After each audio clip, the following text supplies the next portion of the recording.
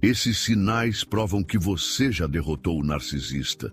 Você já se perguntou se realmente conseguiu se libertar das garras de um narcisista?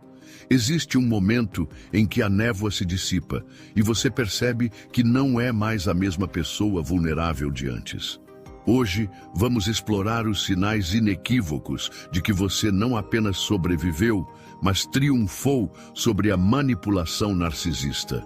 A vitória sobre um narcisista não acontece da noite para o dia. É um processo gradual de despertar espiritual e emocional que transforma sua alma de dentro para fora. Muitas vezes, as pessoas que passaram por relacionamentos abusivos com narcisistas ficam presas em um ciclo de dúvida, questionando se realmente conseguiram se libertar ou se ainda estão sendo manipuladas de alguma forma. A Bíblia nos ensina em Efésios 6:12 que nossa luta não é contra carne e sangue, mas contra as forças espirituais do mal nas regiões celestiais. O narcisista opera através de forças espirituais destrutivas, usando táticas que visam destruir sua identidade, sua autoestima e sua conexão com Deus.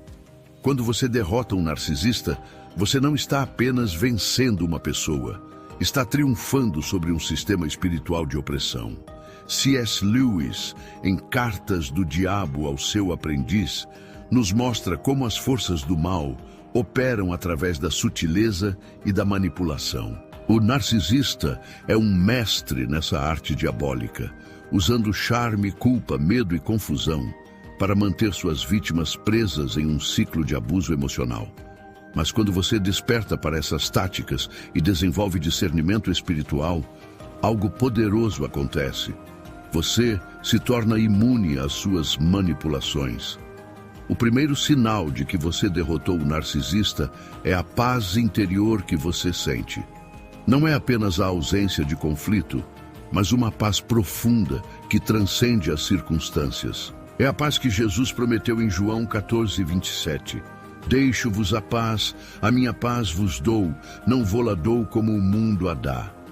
Esta paz é um indicador claro de que você não está mais sob a influência espiritual destrutiva do narcisista.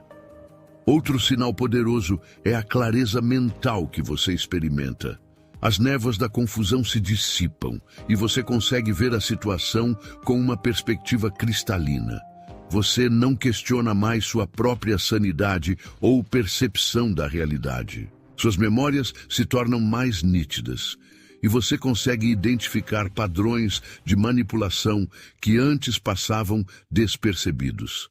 A verdadeira vitória sobre um narcisista é espiritual antes de ser emocional ou psicológica.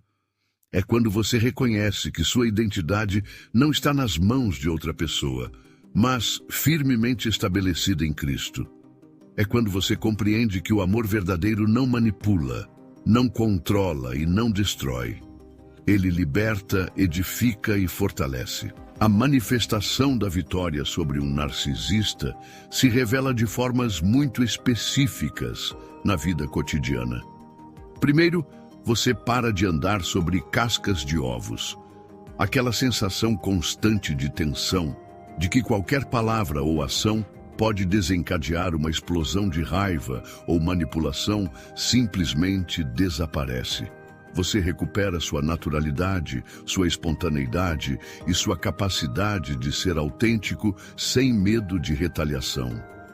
Na Bíblia, vemos o exemplo de Davi lidando com o rei Saul, um clássico narcisista que alternava entre momentos de aparente carinho e explosões de ciúme destrutivo. Davi aprendeu a não personalizar os ataques de Saul, compreendendo que o problema estava no coração do rei, não nele. Em 1 Samuel 26, 9 e 11, Davi teve a oportunidade de matar Saul, mas escolheu não fazê-lo, demonstrando que havia transcendido a necessidade de vingança. Um sinal claro de vitória espiritual. Outro sinal marcante é que você para de tentar provar seu valor ou sua inocência. O narcisista treina suas vítimas a viverem em um estado constante de justificação, sempre tentando provar que são boas pessoas, que não merecem o tratamento que recebem. Quando você derrota o narcisista, essa necessidade compulsiva de se justificar desaparece. Você sabe quem é em Cristo, e isso é suficiente. Você também desenvolve o que C.S. Lewis chamaria de discernimento sobrenatural. Em Mero Cristianismo, Lewis fala sobre como o cristão maduro desenvolve uma intuição espiritual que o protege de enganos. Você começa a perceber as táticas manipulativas antes mesmo que sejam completamente executadas. As mentiras soam diferentes aos seus ouvidos.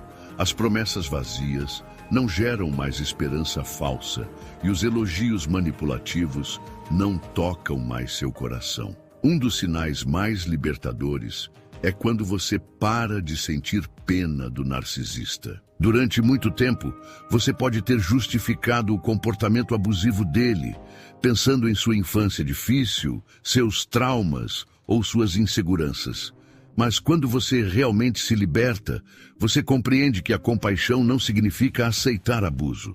Você pode ter empatia pela dor que criou o narcisista, mas não permite mais que essa empatia seja usada como ferramenta de manipulação.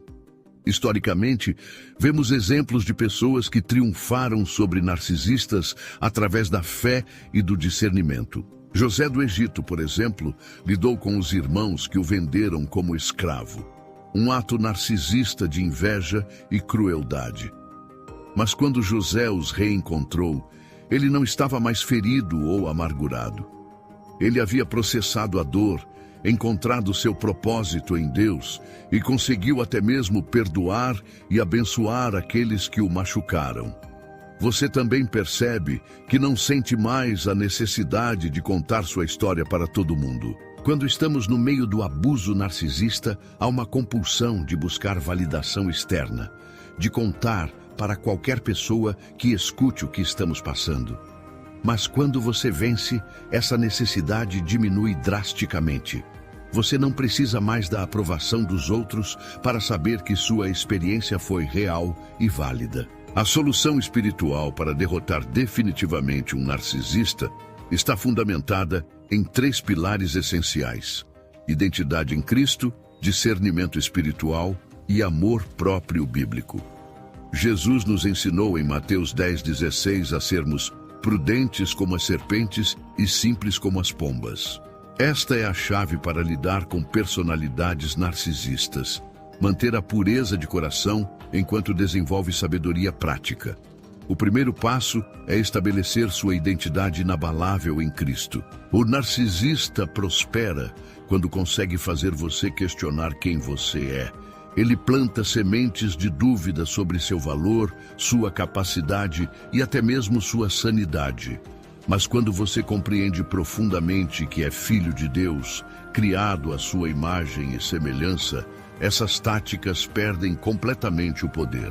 Como Paulo declara em Gálatas 2:20, já estou crucificado com Cristo e vivo, não mais eu, mas Cristo vive em mim. C.S.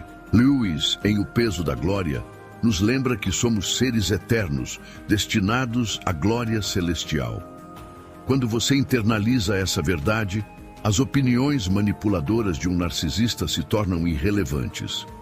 Você não precisa mais da aprovação dele para se sentir valioso, porque sua aprovação vem do próprio Deus. O segundo pilar é o discernimento espiritual. Jesus prometeu em João 16:13 que o Espírito Santo nos guiaria a toda a verdade. O narcisista é um mestre da mentira e da distorção da realidade, mas o Espírito Santo é maior que qualquer engano humano. Quando você desenvolve uma vida de oração consistente e intimidade com Deus, você começa a perceber quando algo não está certo, mesmo que não consiga explicar logicamente.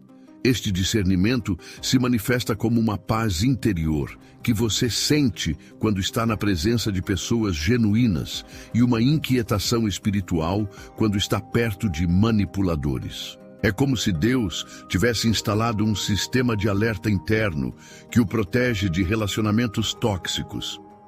O terceiro pilar é o amor próprio bíblico. Muitas pessoas confundem amor próprio com egoísmo. Mas Jesus nos ensinou a amar o próximo como a nós mesmos. Mateus 22:39.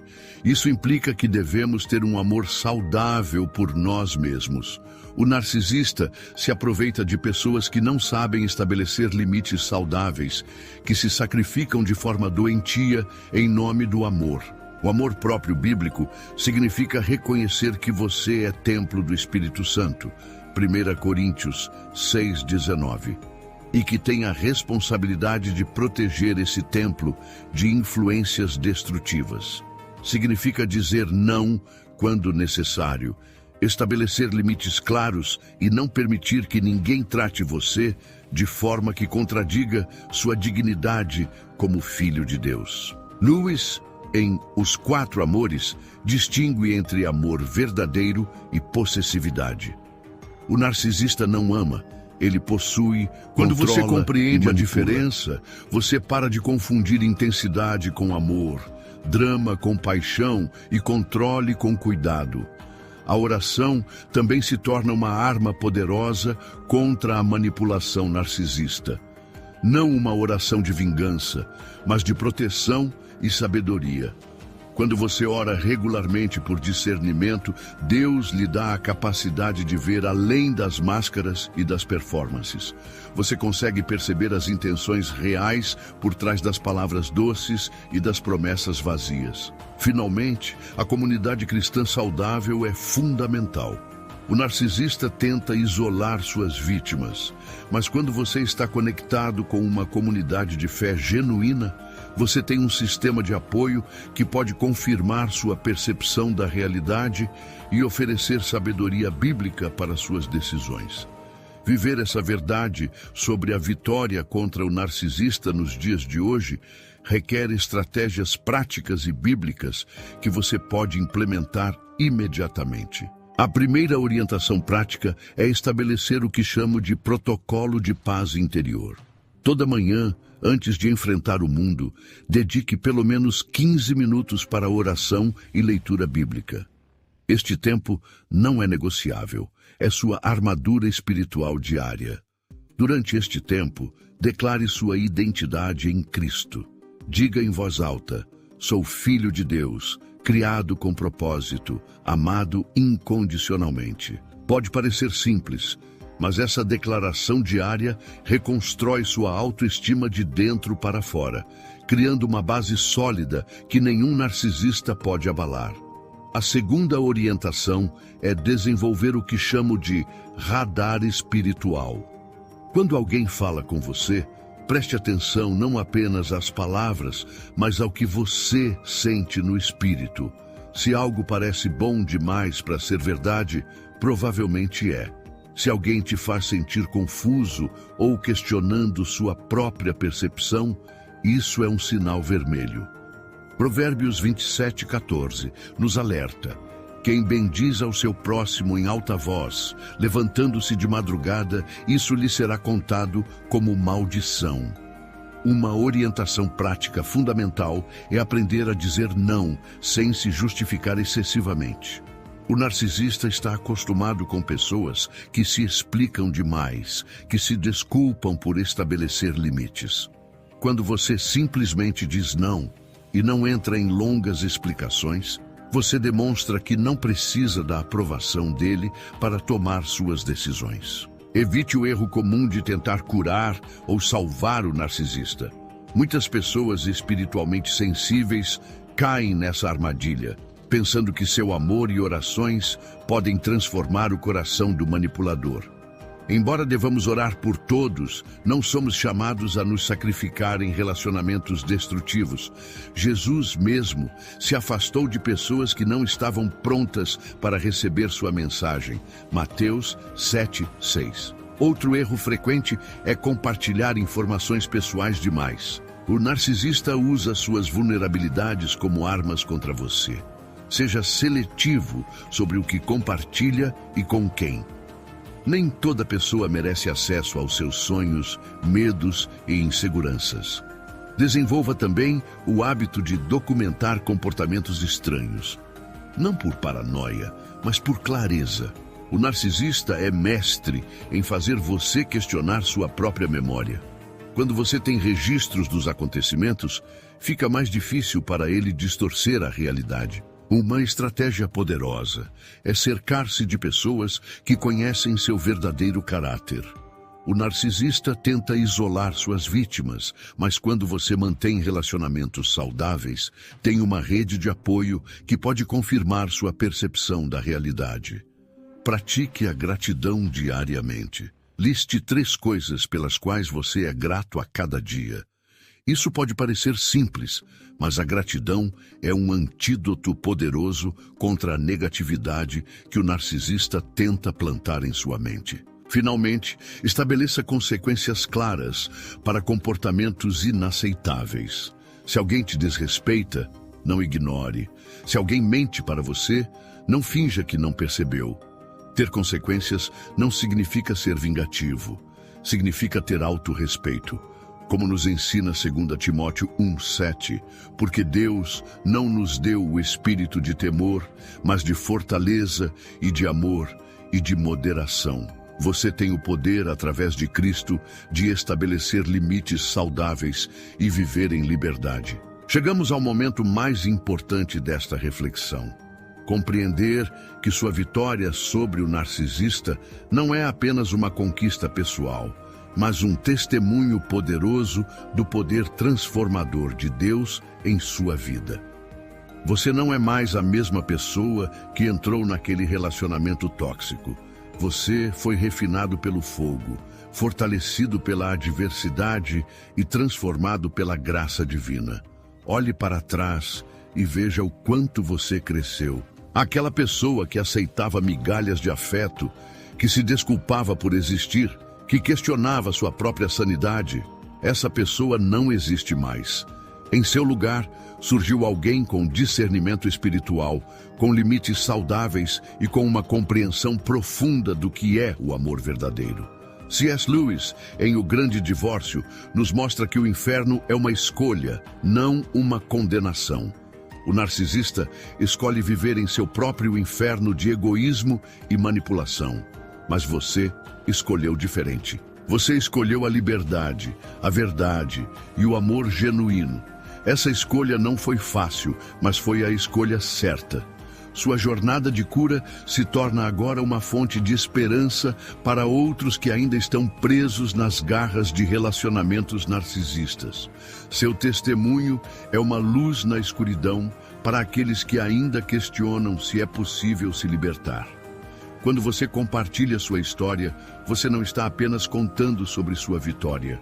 Você está plantando sementes de esperança em corações feridos. Lembre-se de que a vitória sobre o narcisista não significa que você nunca mais enfrentará desafios ou que nunca mais encontrará pessoas manipuladoras. Significa que você desenvolveu as ferramentas espirituais e emocionais para identificar e lidar com essas situações de forma saudável.